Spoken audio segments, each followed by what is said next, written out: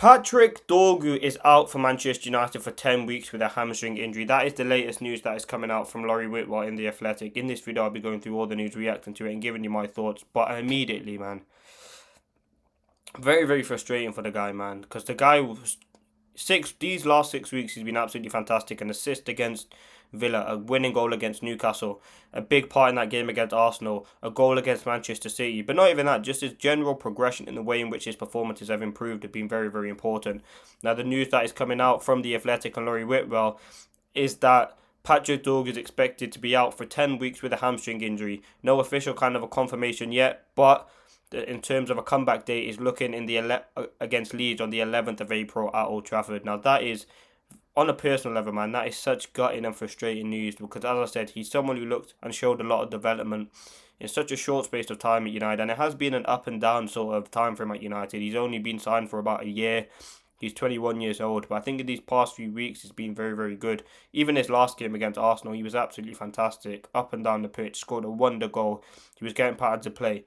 And I think now this is really, really gutting for United. It does kind of reduce and eliminate a bit of quality from our squad, and it is a long-term injury. I mean, you can see when he went down, he was already holding his hamstring before he even went down in the game against Arsenal. So there was a hope that it was just going to be cramp, but obviously in that case it's not. Now, in terms of kind of what this means now for Manchester United, I don't think we're going to go out and get an emergency player anyway. I don't think United are going to react like that, and I do ultimately think there is kind of enough depth in this squad. What this does mean now, though, is a more opportunity for Cunha, and I think Dorgu was keeping Cunha out of the team in the last few games. That means now you expect Cunha to go into that left wing position, which again is still very good quality there, and that's why you got to have a very, very good squad for injuries like this.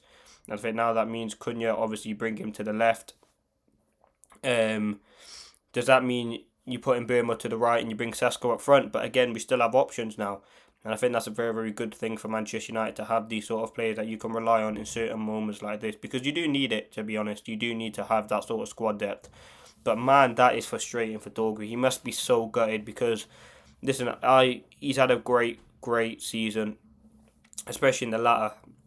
And then what we've seen is a bit of development under him. He's putting crosses into the box. He's getting goal contributions. And yes, as I said, the first season wasn't great. He struggled massively in terms of confidence. Amorim called him out publicly. But this injury, as I said, there has been kind of no official confirmation yet on what the timeline would be on bringing him back. But it's 10 weeks. Exact timeline still being assessed, but more significant issue than cramp as first hoped. It's gutting, but as I said, that means opportunities. Football is a cruel sport. It's so bad because this guy, as I said, he was on the form of his career at Manchester United, and I think he was going to kick on from this. He was a guaranteed starter. He was keeping out Manchester United £62.5 million signing on the bench. Like, his performances were very, very good. And I think long term, I do see his future on the wing for Manchester United. People are comparing him to Bale. I think it's too early there, but ultimately, I think he's a very, very good player and definitely has a lot of potential, and it's something that we've seen kind of grow. And listen, I was a bit sceptical when we first signed him. I thought £40 million, a lot of money invested into a 20-year-old. He didn't start off great. He had that red card early on in his career, but then this season I think he's been fantastic. And as I said, a lot of personal growth. I think adapted to a new league and a new country. And I think now we are seeing the kind of benefits of Dorgu's hard work. There's a lot of clips online of him training. And I think what we've seen is a real sort of ability. I think he has that agility, he has that pace, he has that shot power. He can score a finish when you need him to. He's very good defensively, and I'm very, very happy to have him at the club, to be honest. And as I said, that means now potentially Shea Lacey, you bring Ahmad into them getting more minutes, and Burmo. But I think we are going to miss an element of that defensive support from Dorgu, because you look at sort of, I mean, Cunha is still hard working and he still defends a lot, which again is a positive. But I think the way in which Dorgu is kind of has those left back instincts because he's played there before, he's likely to drop deep. But in the game against Wolves, it's going to be interesting. I probably would have started Cunha anyway, but this news does kind of probably solidify that Cunha will start on the bench. Again, that means more minutes for players like Sesko and Bumo. Could you potentially see Cunha, Bruno, and Burma and Sesko as a front three? I don't think we've seen that, especially in this formation before. So, listen, there's opportunities for other players now, but Dorgu being out for 10 weeks with a hamstring injury is frustrating because after the back of his two best performances in United shirt against Arsenal and Manchester City, it's very, very gutting for him on a personal level. But hopefully he comes back stronger. Again, I think this probably does mean majority of the season is, or the most of the season is over. He returns April.